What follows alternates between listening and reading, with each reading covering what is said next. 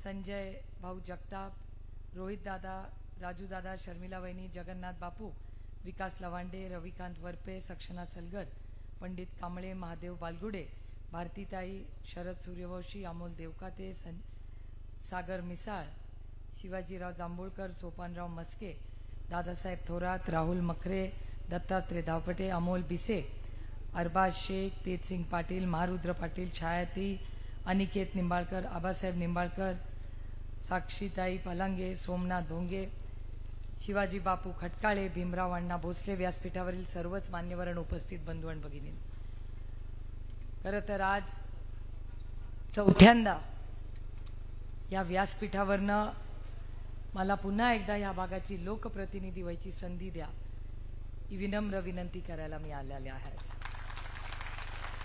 तमाम इंदापूरकरांचे मी मनपूर्वक आभार मानते की 3 वेळा मोठ्या संख्येने आपण मतदान करून मला दिल्लीला जायची संधी दिली, त्याबद्दल तुमचे मनपूर्वक आभार मानते आणि ऋण मी आयुष्यभर विसरणार नाही हेही सांगते। इंदापूरकरांनी माझ्या विरोधातला उमेदवार कुठलाही असला तरी भरभरून माझ्यावर प्रेमही केलं, भरभरून मतदानी केलं आणि बारामती लोकसभा मतदारसंघातले 9 तालुके याच्यात सगळ्यात जास्त गंमत जम्मत आणि आनंदात कुठला दौरा होतो तो इंदापूरमध्ये होतो। इंदापूरमध्ये सगळे कार्यकर्ते सहकारी अनेक वर्ष आदरणीय पवार साहेबांवर प्रचंड प्रेम करणारे आणि त्याच्यामुळे जेव्हा महारुद्र पाटलांनी सकाळी मला सांगितलं की असे फोन वगैरे येत आहेत, म्हटलं तुम्ही कशाला चिंता करताय, फोनला इंदापूरकर घाबरणार नाहीत। मला वाईट त्या करणाऱ्याचं वाटतं की त्या बिचाऱ्या करणाऱ्या जो फोन केलाय त्याला इंदापूरकरांनी काय उत्तर दिलं असेल त्याची काळजी मला जास्त वाटली, कारण का हा स्वाभिमानी आणि आदरणीय पवार साहेबांवर प्रचंड प्रेम करणारा हा तालुका आहे। बोरीचे लोक आलेत का नाही मला माहिती नाही, आलेत का? बोरीवाले आहेत सगळे आले। बोरीचं आणि एक वेगळं नातं आहे, सणसरचं आमचं एक वेगळं नातं आहे। प्रत्येक कोपऱ्यामध्ये गावामध्ये काही ना काहीतरी ऋणानं बंध आहेत। म्हणजे तुम्हाला आठवत असेल की बोरीमध्ये जेव्हा अवकाळी पाऊस झाला होता तेव्हा सकाळी 6 वाजता आदरणीय पवार साहेब तिथे पोहोचले होते, हे तुम्हाला सगळ्यांना आठवत असेल। आणि त्याच्यानंतर कोण पोहोचलं तर श्रीनिवास बापू पोहोचले, कारण का बोरीमध्ये सगळ्यात जास्त सगळ्या त्या भागात शिकल्यामुळे बापूंचे प्रचंड प्रेमाचे मित्र परिवार हा सगळा इंदापूरमध्ये आहे। आज इथे शर्मिला वहिनी आल्यात, त्याही खाली बसल्या आहेत। इंदापूरकरांनी जेवढं प्रेम मला दिलं तेवढंच प्रेम बापूंना आणि शर्मिला वहिनींना आणि राजूदांनाही नंदा वहिनींना दिलं, हेही मी मान्य करते। प्रचंड कुटुंबाचं प्रेम आहे आणि हे काय वैयक्तिक आमचं पवार कुटुंब म्हणून नाही, प्रत्येकाची एक नाती आहे प्रत्येकाबरोबर। या भागाचा अनेक वर्ष आम्ही एकत्र विकास केला, काही राजकीय बदल ह्याच्यात झाले, पण आम्ही कधीही कुठल्याही इलेक्शनमध्ये आमचे वैयक्तिक नाती त्याच्यात कधी कटुता आणली नाही। कधी मी आत्ताच संजय भाऊंना सांगत होते की म्हणलं या इलेक्शनमध्ये काय झालंय कळेन असं झालंय।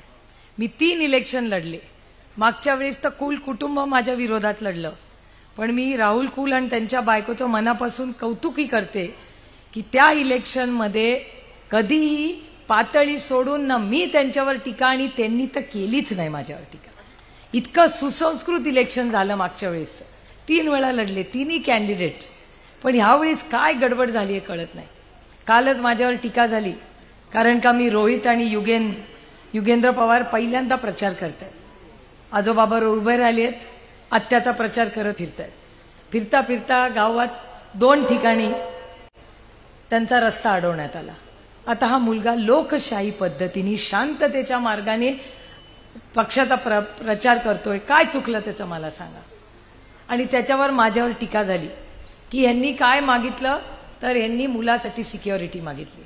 मला सांगा की तुमच्या घरातली आपल्या घरातली कुठलीही मुलं, आता तुमची मुलं काय माझी मुलं नाहीत, ही मुलं काय माझी नाही आहेत, तर ह्या कुठल्याही मुलावर जर कोणी हल्ला केला, त्याला दमदाटी केली तर त्या आईचा कोण विचार करेल का नाही?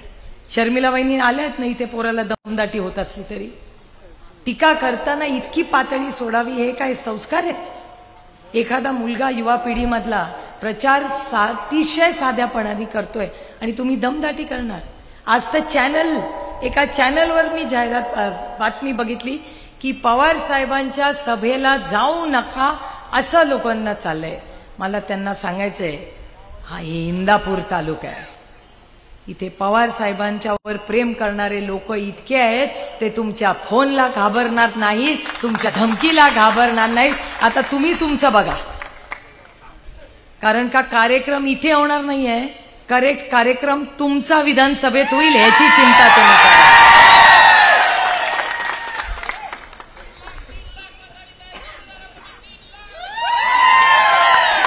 आता ते मतदान ते तू करून घ्यायचं आणि चांगल्या पद्धतीने, त्यांच्यासारखं नाही. आता तुम्ही बघा, आता कुठल्या मशीनीचं मिठू सांग बाबा. Washing machine. आता वॉशिंग मशीनचा कार्यक्रम मी नाही करणार आहे, ते राऊत साहेब आहेत. त्याच्यामुळे मी काय आज माझं भाषण ऐकायला कोण नाही आलं. आज सगळ्या राऊत साहेब, पवार साहेब आणि थोरात साहेबांचं भाषण ऐकायला. कुठल्या? अच्छा, ईव्हीएम मशीन. मला वाटलं आजकाल वॉशिंग मशीन, खडी मशीन, ईव्हीएमचं मशीन, काय काय करू बाई या मशीनचं, असा प्रॉब्लेम झालाय. पण आज तुम्ही बघताय, कुठे गेला आपला तो, इथे बसलाय बघा हा राहुल का इथे आलाय? त्याच्या बघा गळ्यात कांदा आणि दूध आहे. तो का लढतोय? हा आपल्यापैकीच राहुल एका शेतकऱ्याच्या कष्ट करण्याचा सुपुत्र आहे. त्याला भाषण करायची इच्छा होती. काय? त्याला कांद्याला भाव मिळत नाही, त्याच्या दुधाला भाव मिळत नाही, म्हणून हा मुलगा आज संपूर्ण महाराष्ट्रात रान पेटवत आहे. कारण का त्याच्या वडिलांच्या कष्टाला भाव नाहीये, ना कांद्याला भाव आहे ना दुधाला भाव आहे. आता हे नका, 8 रुपये 10 रुपयांनी कांदा विकलाय. आणि खर्च किती आला? किती? एकरी ₹1,00,000 खर्च, हातात पडले 40,000 रुपये. म्हणजे 60,000 रुपयाचा घाटा झाला, तोटा झाला एका एकराला. आणि दुधाचं 24 रुपये 25 रुपये लिटर.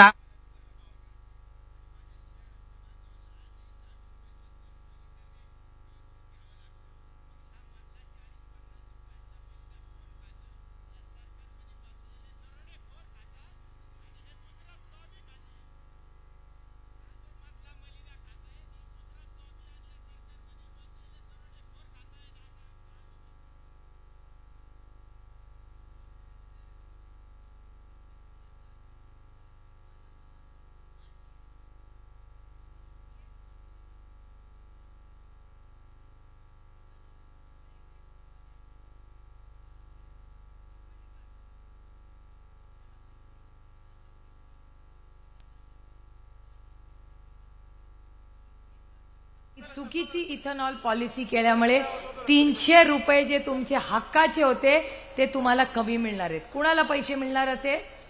शेतकऱ्याला मिळणार होते. कमी कोणी केले? केंद्र सरकारने केले. त्याच्यामुळे तुम्हाला निर्णय घ्यायचा आहे की तुम्हाला या सरकार बदलायचं आहे का नाही. मला माहिती आहे इंदापूरकर काय करणार आहे. इंदापूरकर फार हुशार आहेत आणि फार स्वाभिमानी आहेत. त्याच्यामुळे माझा विश्वास आहे की बाकी कोणी काही बोललं तरी ह्या वेळी इंदापूरमध्ये जोरदार ही तुतारी वाजणार आहे, ह्याची मला गॅरंटी आहे. लोकसभेला पण आणि विधानसभेला पण. आणि ही एक नांदी आहे. तुम्ही बघा, लोकांना वाटलं की पक्ष काढून घेतला, चिन्ह काढून घेतलं, आम्ही रडत बसू.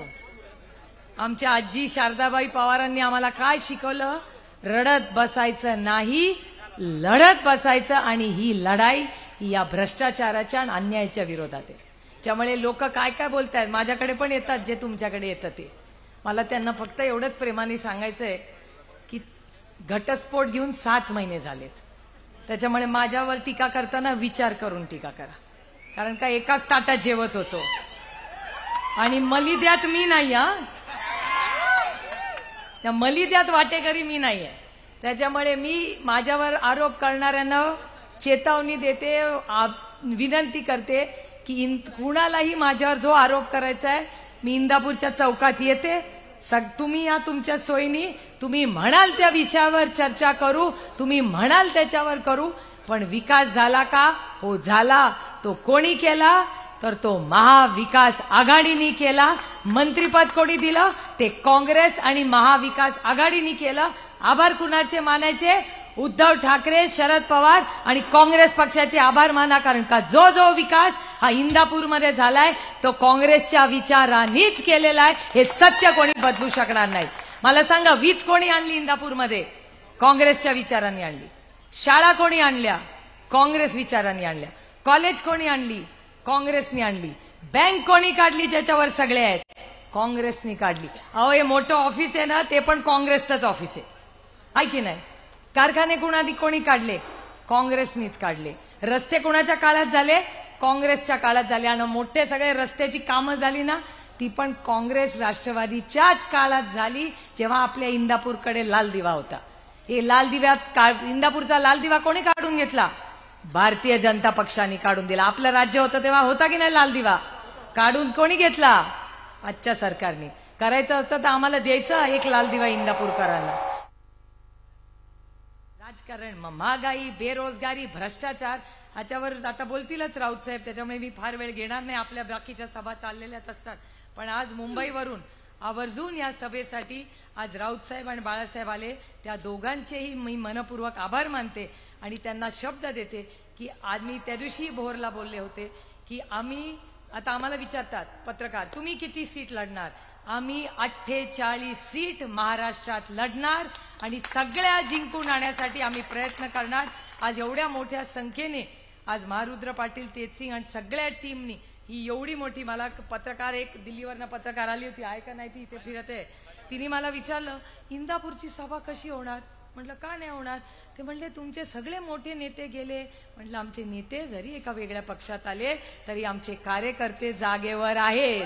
त्याच्यामुळे एवढी मोठी सभा आज इंदापूरमध्ये होते. त्याच्यामुळे मला बाकी काही बोलायची गरज राहिली नाही. सगळे पत्रकार पण माझ्याकडे प्रेमाने बघून हसतायत, कारण का त्यांनाही ते माझ्यापेक्षा जास्त हे सगळं बघतात. पण एक आनंदाचा आणि स्वाभिमानाचा दिवस आज आपण इंदापूरमध्ये साजरा करतोय. आपण जे 3 वेळा मला मतदान करून इथे आपल्या सगळ्यांची लोकप्रतिनिधी म्हणून व्हायची संधी दिली, पुन्हा एकदा मेरिटवरचं माझं काम बघून तुमची ही लेख देशामध्ये पार्लमेंटमध्ये, आणि तिथे माझा सगळा सोयरा मला मतं देत नाही, तिथे मार्क पण देत नाही. देणारा कोण आहे?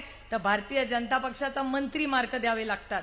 पण ह्या देशामध्ये 1 नंबरचं जे बक्षीस गेले 10 वर्ष खासदारकीचं मिळतंय ते तुमचा खासदार सुप्रिया सुळेला मिळतंय. त्याच्यामुळे माझं मेरिट बघून मला मतदान करा, एवढीच विनम्र विनंती करून आपली रजा घेते. जय हिंद, जय महाराष्ट्र, जय आघाडी. धन्यवाद ताई. यानंतर बहुजन मुक्ती पार्टीचे राष्ट्रीय महासचिव ऍडव्होकेट राहुल मखरे आपल्या थोडक्यात मार्गदर्शन करतील. यानंतर बाळासाहेब